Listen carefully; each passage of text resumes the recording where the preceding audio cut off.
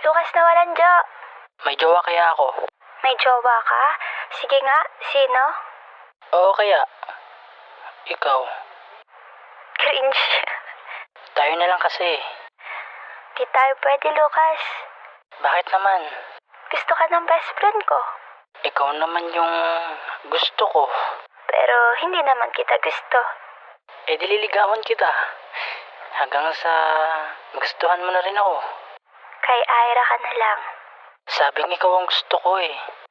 Alam mo, wag ako. Iba na lang pagtripan mo. Lucas, si Ira.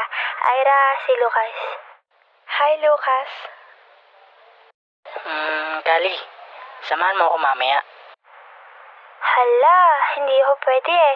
May pupuntahan ako. Si Ira na lang isama mo. Ha? Di sasamahan na lang din kita. May kasama ako eh. Sino? Uy pre, basketball. Ayan, si Oliver. May date kami mamaya. Di ba, Oliver? Oo. Oh, sabi ko sa iyo eh.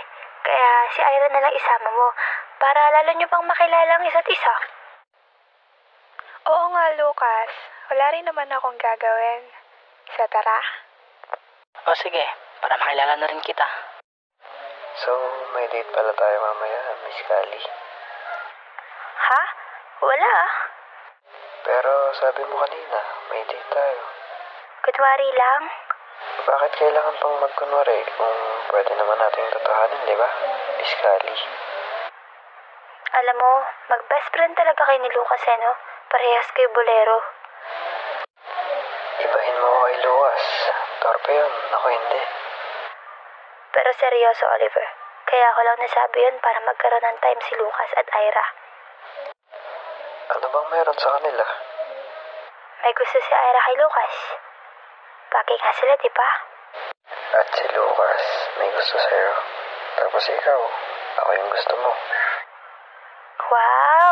Ang kabal naman pala masyado, Mr. Oliver. Well, Miss Kali, baka Oliver to. So, may pupuntahan ka ba? Wala naman. Bakit? Wala. Pwede na po ba natin ituloy ang date? Pwede naman.